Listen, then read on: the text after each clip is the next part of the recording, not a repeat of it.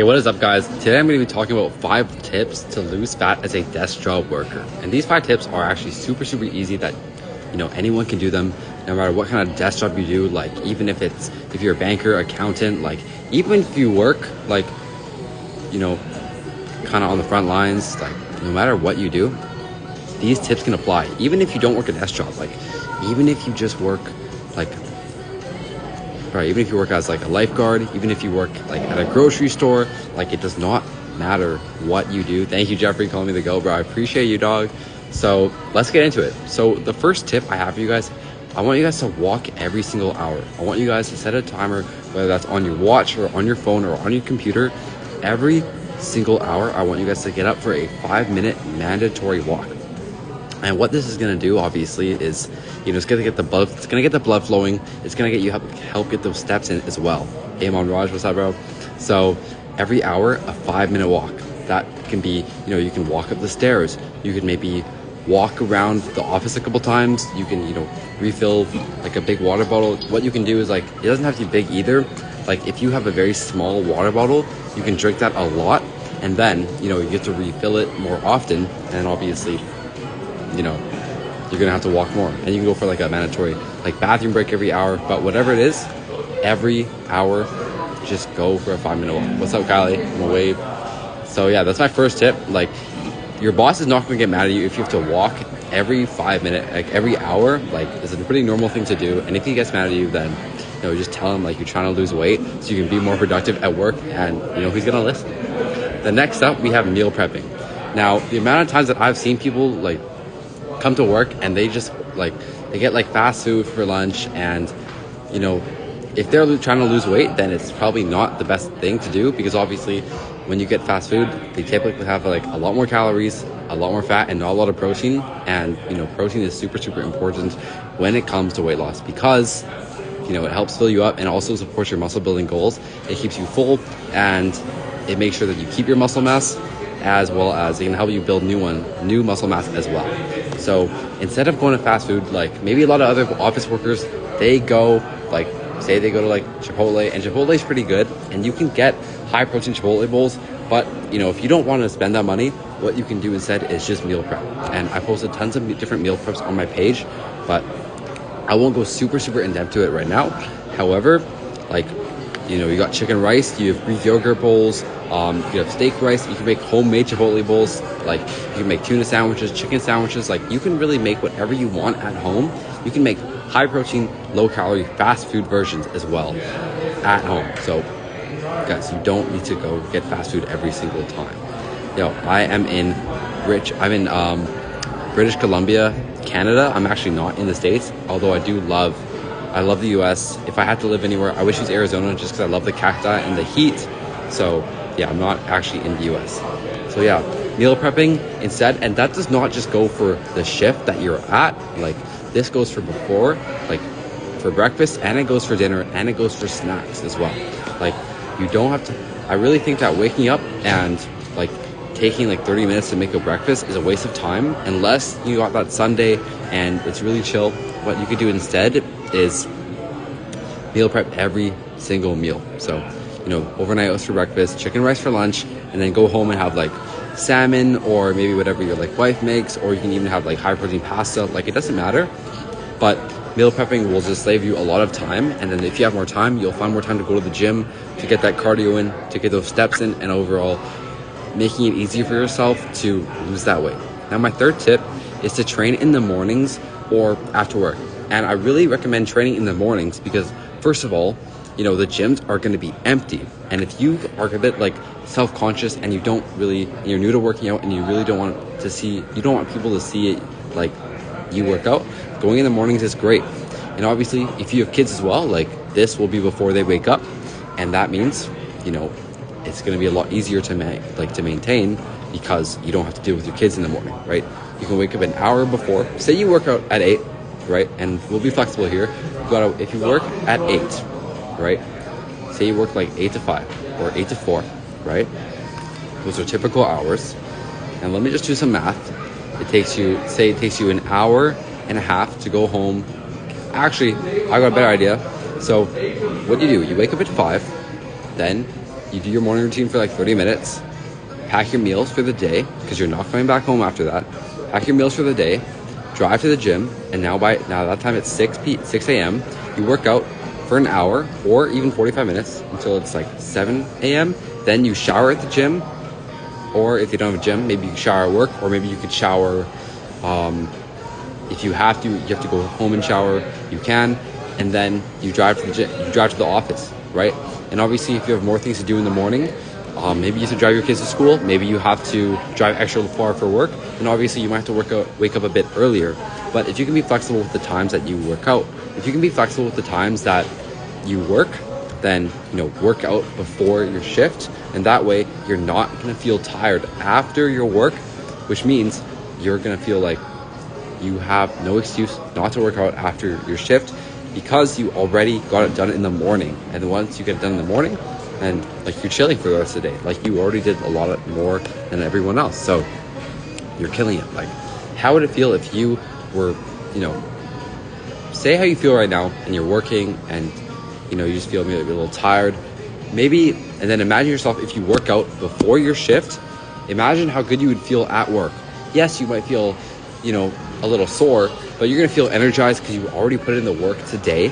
And also you know that you prioritize your fitness journey, and you're at work being productive now, so you are like ahead of everyone else in the office, and it might make you feel good, right? Obviously do it for yourself, but sometimes a little external motivation can be helpful.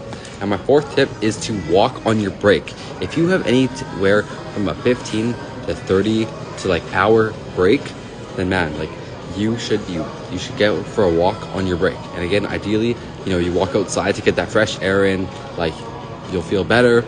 But if you have to walk around like inside, like around the office or up the stairs, like whatever it may be, then go for it. Even if you have to drive somewhere and walk a little bit and then drive back, like you can do a lot with an hour. And even if you have 30 minutes, like if you can walk 20 of those like 30 minutes, that's 2,000 steps, and that really adds up. Like 2,000 steps maybe burns 100 calories depending on your body weight.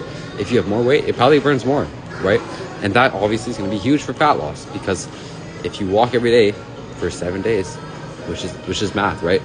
7 times 100 calories burned in that 20 minutes of walking, 700 that's 700 calories that you're burning, which helps you be in the calorie deficit. Like you might think like a 20-minute walk doesn't like make a big deal if you're sitting all day, but guys, it makes a huge difference if you're walking consistently. And then if you can walk after, maybe you can also walk a little bit while you're at the gym in the morning, and adding that to the walk every hour tip, like your first tip, then that's really going to add up to maybe 5,000 steps a day. And guys, that is huge when it comes to fat loss, especially if you're sitting all day. Adding an extra 5,000 steps will make you lose weight. Even if you just eat the same, assuming your intake isn't crazy and you're not in a surplus, if you just are maintaining and your weight's not going up or down, but you still have a lot of weight to lose, walking an extra 5,000 steps is huge, guys, and you will lose a ton of weight just walking more. And my last tip is probably one of the most important, and that is tracking calories. First of all, so I'm gonna go into a mini breakdown of like what tracking calories is and then how to do it, and then that will wrap up today's live. So first of all, tracking calories is when you measure everything that you put in your mouth, nutrition wise and like liquid wise, unless it's water. Like it's good to track water, but we won't go into that right now. But quick tip is to like drink like 3 liters a day, right? But that's just like that's very brief, and it doesn't go into people's different exercise routines, weight, or things of that nature. But guys, tracking calories is great because you measure how much you're putting in your body, and that means that once you know what you're putting in your body, that means you can control what you're putting in, and that means that you can you can control what you're putting in, and that means like if you're plateauing, you can eat less, or you can measure how much protein you're making, and you can measure how much protein you're eating, and it makes a big difference. So tracking calories honestly it's not mandatory for fat loss, but it makes a hell of a difference, especially if you plateau. So if you plateau, then like tracking calories is your next step. So here is how to track your calories. So what you're going to do is you're going to download MyFitnessPal. It's the blue app made by Under Armour, and It's fantastic because it allows you to track everything, even liquids and exercise, for free. And there you go, right? So you track everything. So this is what you're gonna do. You track everything you put in your mouth, like whether that is like breakfast, lunch, and dinner, fast food, drinks with calories. Just don't track water because it's really not necessary. Like that's doing too much, and you don't really get much return. But you tracking your food. You want to track every meal you eat, every snack. Like even if you eat those office donuts, like you have to put that in MyFitnessPal because it does count and it does add up. Even if you have like a bite here or there, like a coworker's chocolate, like that stuff adds up fast, especially if it's like candies or Kit Kats or like things of that nature. So you're going to track everything. You're going to weigh it out on a food scale, which you can buy from Walmart for like $20 or less. And you're going to weigh out every single thing that you eat. Say that's like you eat like an oatmeal bowl, right? You're going to weigh out the oats, weigh out the blueberries, weigh out the milk, put that in the freezer or put that in the fridge overnight. And then like you microwave that in the morning, and then you weigh out how much protein powder you have and how much peanut butter or how much fruit you're adding, and you put that all into MyFitnessPal. And what this is going to do is allow you to see how many grams of protein you're eating, how many calories you're eating, and then you're just going to do that for every single meal. And over time, at the end of the day, you'll see how many calories you ate. And then, you're going to eat, you can try to eat those calories every single day. Obviously, like you can, to find your maintenance calories as well, what you're going to do is go to calorie-calculator.net. You're going to fill in your information and then just put it in for maintain. And then you're going to eat those maintenance calories for about a week. If your weight goes up, then you're actually in a surplus. And if your weight goes down, you're in a deficit.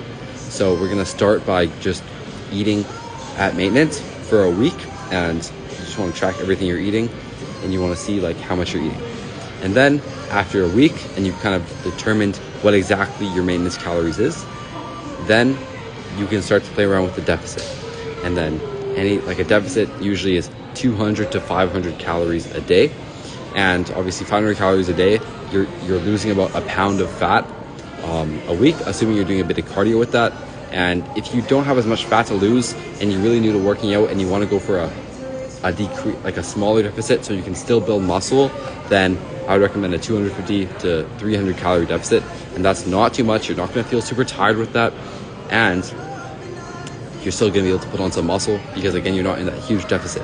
And even if you don't have a lot of muscle to gain and like a bit of fat to lose, like even maintaining for a bit when you're starting, like your body adapts so much to training when you're beginning that you don't need to like completely cut calories, because I think that a lot of people overlook this. But when you're just starting to work out, like since your body is so reactive and adaptive to training that you can afford to eat at maintenance and you'll see pretty rapid changes. But then after that, like you can go into the calorie deficit. So those are my 5 tips. To summarize, we've got walking every single hour while you're at work. And that means like setting that 1 hour timer on your watch, your computer, or your phone. And every time that timer goes up, go walk around and at least stand up, right?